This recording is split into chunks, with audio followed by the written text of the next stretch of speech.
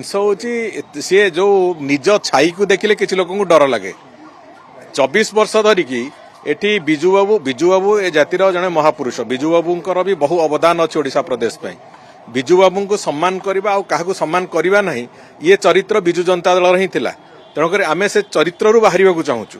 ମୋ କହିବା କଥା ହେଲା ଓଡ଼ିଶାର ବରପୁତ୍ର ମାନେ ଯୋଉମାନଙ୍କର ଓଡ଼ିଶା ପ୍ରଦେଶ ପାଇଁ, ଓଡ଼ିଶା ପ୍ରଦେଶର ଜନସମାଜ ପାଇଁ, ଓଡ଼ିଶାର ସାମାଜିକ ବ୍ୟବସ୍ଥା ପାଇଁ, ସାମାଜିକ ଜୀବନ ପାଇଁ ଯୋଉମାନଙ୍କର ଅବଦାନ ଅଛି, ସମସ୍ତଙ୍କୁ ସମ୍ମାନିତ କରିବା, ସେ ବରପୁତ୍ର ମାନଙ୍କର ପୂଜ୍ୟ ପୂଜା କରିବା, ଇଏ ହେଉଛି ବାସ୍ତବ ହେଉଛି ପୂଜ୍ୟ ପୂଜାର ପରମ୍ପରା ଓଡ଼ିଶା ପ୍ରଦେଶର। ଓଡ଼ିଶାର ସଂସ୍କୃତି ସେଟା, ଏଟା ତାମିଲନାଡୁ ସଂସ୍କୃତି ନୁହେଁ। ତେଣୁକରି ଓଡ଼ିଶା ସଂସ୍କୃତି ଅନୁଯାୟୀ ଆମେ ଚାଲିଛୁ।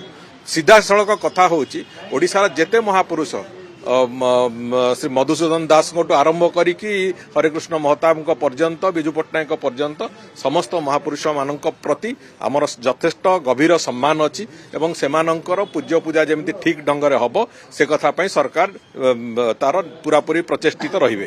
କିନ୍ତୁ ଯୋଉଭଳି ଭାବରେ ଚାଲିଥିଲା ଲମ୍ବା ସମୟ ଧରିକି କେବଳ ବିଜୁ ବାବୁଙ୍କ ବାବଦରେ କହୁଥିଲେ, ଅନ୍ୟ ସବୁ ମହାପୁରୁଷ ମାନଙ୍କୁ ଗୌଣ କରିଦେଇଥିଲେ। ଆମ ଦୁର୍ଭାଗ୍ୟର କଥା ଆହୁରି କହିଲେ ତାଙ୍କୁ ଲଜ୍ଜା ମାଡ଼ିବା କଥା ଯେ ହରେକୃଷ୍ଣ ମହତାବଙ୍କର ଜୟନ୍ତୀ ରାଜ୍ୟ ସ୍ତରରେ, ସରକାରୀ ସ୍ତରରେ ଗତ 2 ବର୍ଷ ଧରିକି ବନ୍ଦ ବି କରିଦେଇଥିଲେ। ତେଣୁକରି ଏଭଳିଆ ଅନ୍ତତଃ ଯୋଉ ବିଭତ୍ସ କୁଚ୍ଛିତ ମାନସିକତାର ଲୋକମାନେ ସେମାନେ ସମାଲୋଚନା କରିବାର ବି ତାଙ୍କର ଅଧିକାର ନାହିଁ। ତେଣୁକରି ସେସବୁ ବନ୍ଦ କରନ୍ତୁ।